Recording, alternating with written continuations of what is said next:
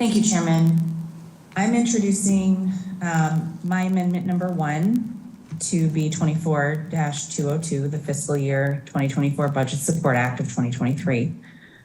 This amendment eliminates the 10-year exemption from the Tenant Opportunity to Purchase Act for properties granted a tax abatement for housing downtown.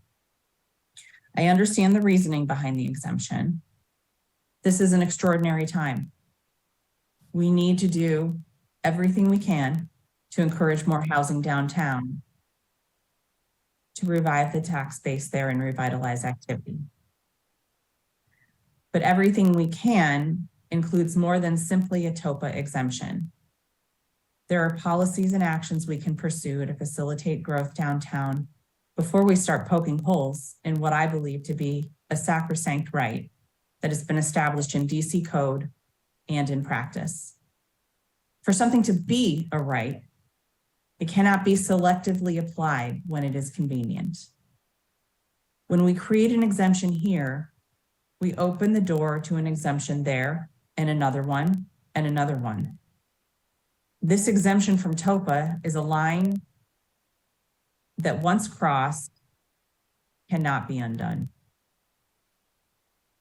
TOPA has existed since 1980, and despite amendments over the years has remained resilient as a bedrock component of tenant rights in the district, as well as one of the most impactful means of establishing sustainable and affordable housing opportunities for residents who may not have been able to access them.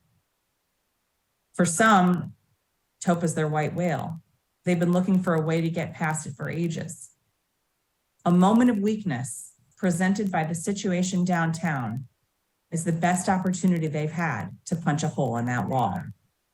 Before we've even passed the BSA, we've been hearing proposals for how other projects can be exempt from TOPA too, if they pay into a certain fund, provide a certain amount of affordability, et cetera.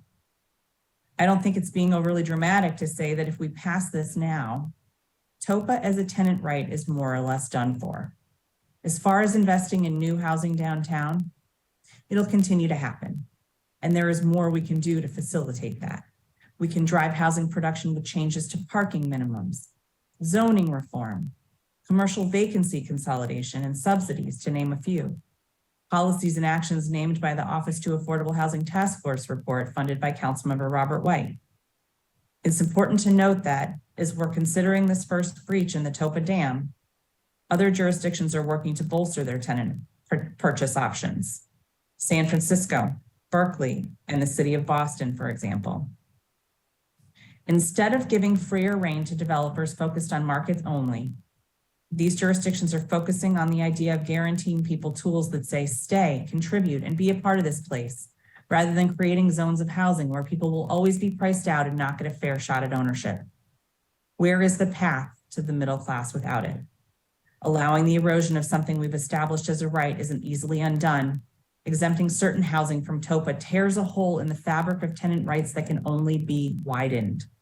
I hope you'll join me in pressing pause on this dangerous precedent and protecting what we have collectively agreed upon as an important tenant protection and right. With that, I move the amendment. Thank you, Chairman.